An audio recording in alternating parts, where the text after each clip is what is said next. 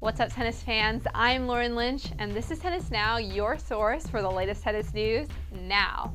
The Mutua Madrid Open started over the weekend. There was a royal wedding, and to top it off, Osama bin Laden was served justice for his heinous crime. Lots of news indeed. Yay! It looks like Kimmy is on the mend. Kim Clijsters has been reported to begin endurance training to prepare for the French Open after she tore ligaments in her ankle while dancing at her nephew's wedding at the beginning of the clay court season. Said to the Belgian press, this week was mainly endurance training and the ankle has responded well. Next week will begin movements that you need for tennis, and if everything goes well by the end of the week, she can start tennis training. Clijsters has yet to have won the French Open title, having lost twice previously in the finals. During the weekend, Nadal has some players to watch out for on the field, as former upsetters Novak Djokovic, Juan Martín del Potro, and Nikolai Davydenko all took titles on clay. Davydenko recently upset Nadal in Doha. Djokovic did in the last two Masters on the hard courts, and Del Potro upset Nadal at the US Open in 2009.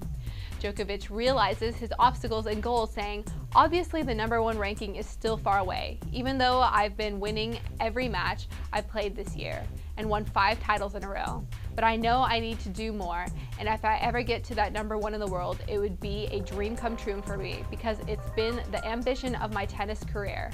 But there is Nadal, who's playing really well, Federer, who wants to come back definitely, many other players to beat in order to get there." At a 2011 Madrid press conference, defending titleist Rafael Nadal was quoted as saying, "When you compete, you go to die." Djokovic has a good chance of being #1 in the next 2 or 3 months.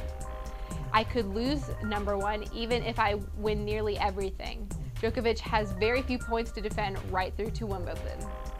Looks like Pete and Andre are at it again. We saw fighting take place at the Hit for Haiti event and some interesting comments about Sampras and Agassi's book, but all seem to be mended. They were supposed to continue their exhibition matches after the recent one at the Madison Square Garden throughout South America, but did not play each other like expected, like they were supposed to. Instead, Agassi played and won against Jim Courier 6-4, 7-5, and Sampras beat not so much a legend yet, Marty Fish 4-6, 7-5, 10-8, in front of 8,000 people at Tigre, Argentina. Prior to the Madison Square Garden event, in a phone conference, Agassi assured the listeners that apologies were made and they had a fine relationship. But according to the investigators at tennis.com, Sampras declined to play Agassi after the two had a heated conversation following Sampras' 2-set win.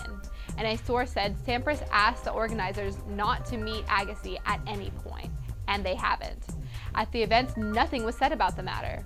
Agassi said, "My invitation to come to Argentina was part of a beautiful night of tennis, and I was invited to play my longtime competitor and friend, Jim." He added in jest, "If Pete wants me to beat him afterward, I'll do that too."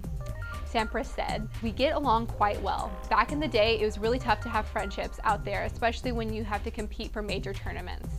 We are very different personalities, different games people, but we get along quite well." So guys, what do you think happened this time? Leave a comment down in the little section down there and let us know what you think is going on between Agassi and Sampras and if this rivalry will continue. Well, that wraps us up for today, tennis fans. Be sure to subscribe to the Tennis Now YouTube channel. Click that button right up there. And also be sure to add us on Facebook and Twitter, as we'll be following the Masters tournament this week and the upcoming weeks. I'm Lauren Lynch, and this is Tennis Now. Thanks for watching. See you on Wednesday.